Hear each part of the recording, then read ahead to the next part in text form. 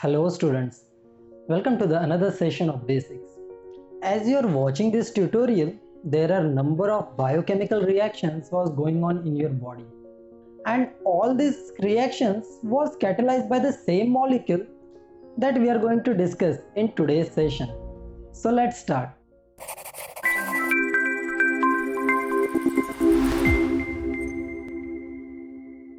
So first thing first, what are enzymes?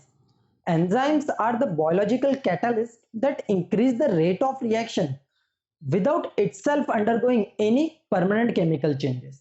From historical point of view, this term biological catalyst was first recognized and described in late 1700s, where some scientists and researchers working on the digestion of meat by the secretion of stomach.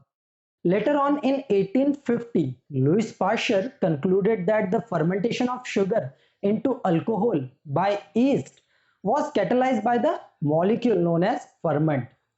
Afterwards, in 1897, Edward Buckner discovered that the yeast extract can also ferment sugar into alcohol and postulated that these molecules remain active even after their removal from the source cell. Finally, Frederick Kuhne was the first person who called this molecule as an enzyme. Similarly, James Sumner was the first person who successfully isolated and crystallized the very first enzyme, that is urease, in 1926. Sumner found that the enzyme he had been crystallized was entirely made up of protein and postulated that all the enzymes are protein in nature. However, in early 1980s, a research group led by Sidney Altman and Thomas Chase independently found that there are some group of RNA that has same catalytic activity as in the case of proteinaceous enzymes. This group of RNAs are called ribozyme.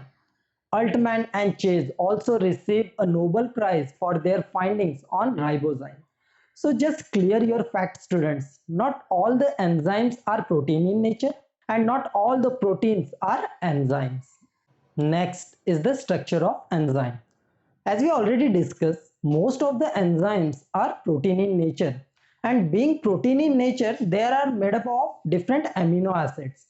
These amino acids form a linear chain and give rise to three-dimensional structure of an enzyme. This final three-dimensional structure of an enzyme was completely depend upon the type of amino acid present in that linear chain. A fully functional enzyme, which is also known as holoenzyme, composed of protein as well as non-protein part.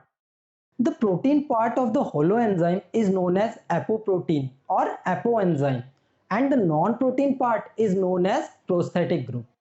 Now this prosthetic group can also further classify as cofactor and coenzyme. So when an inorganic molecule used as a prosthetic group and bind with a holoenzyme, then it is referred to as cofactor, like metal ions. And when an organic molecule used as a prosthetic group, then it is referred to as coenzyme. The best example of coenzyme is vitamins. Next is the nomenclature and the classification of enzymes. Most of the enzymes are named simply by adding ASE to their substrate. For example, urease, which catalyzes the hydrolysis of urea. Similarly, DNA polymerase, which catalyzes the polymerization of nucleotide to form DNA molecule, and so on. Other enzymes are named according to their functions. For example, an enzyme involved in food digestion are named as pepsin because in Greek, pepsis means digestion. Similarly, lysozyme, an enzyme involved in the lysis of bacterial cell wall. Other enzymes are named according to their sources like trypsin. So as we discussed, there are number of ways for nomenclature of enzymes and this cause lot of confusion. To avoid this, IUB, that is International Union of Biochemistry, classify the enzyme into 6 major classes with their subclasses based on the reactions they catalyze. These are oxidoreductase, hydrolase, transferase, lyase, isomerase, and ligase. Along with these classes, IUB also assign a 4-digit number to each enzyme. This number is known as enzyme commission number or simply EC number. Let's take an example of trypsin. Its EC number is 3, 4, 21 and 4. So the first digit, that is 3, denotes the major class of the enzyme, that is hydrolase.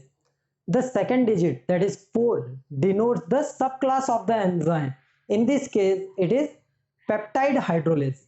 The third digit, that is 21, represents the subclass of the enzyme. In this case, it is serine peptidase, and the fourth digit denotes the individual enzyme name or its serial number. Next are the properties of the enzyme. Enzymes are highly specific in their action when compared to the chemical catalyst. The occurrence of the thousands of enzymes in a biological system might be possible due to its specific nature. In all, there are three types of enzyme specificity: stereospecificity, reaction specificity, and substrate specificity. So first is stereospecificity. Stereospecificity is also known as optical specificity.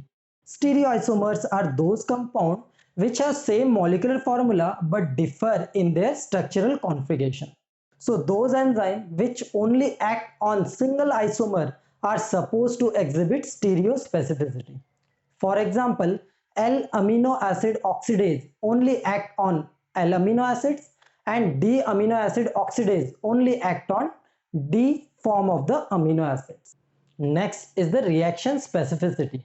The same substrate can undergo different type of chemical reactions, each catalyzed by the different enzymes. This is referred to as reaction specificity. For example, amino acid, it may undergo oxidation, decarboxylation, transamination, and other type of chemical reaction. All these reaction was catalyzed by the different group of enzyme.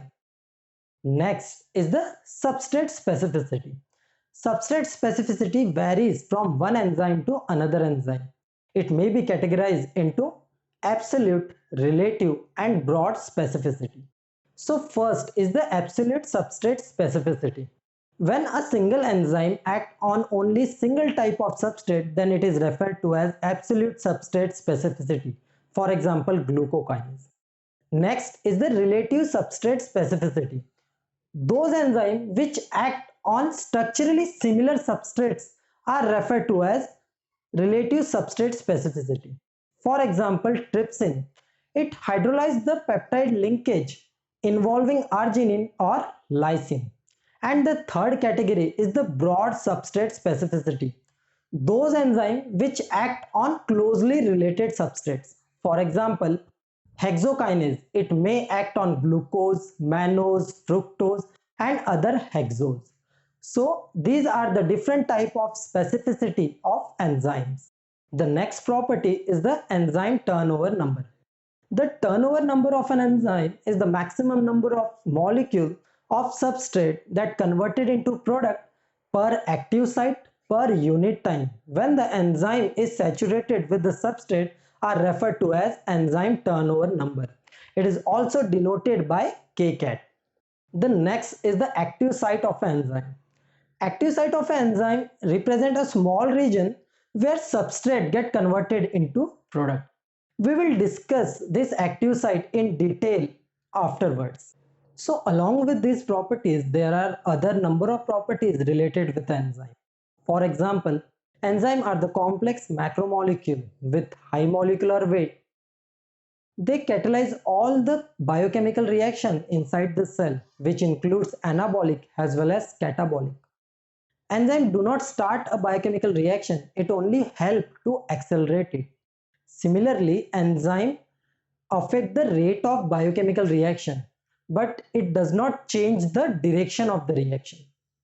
All the enzymes show maximum activity at particular temperature and pH. And last, the velocity of the enzyme increases with increase in substrate concentration and ultimately reaches the maximum velocity. So these are the different properties related with the enzymes.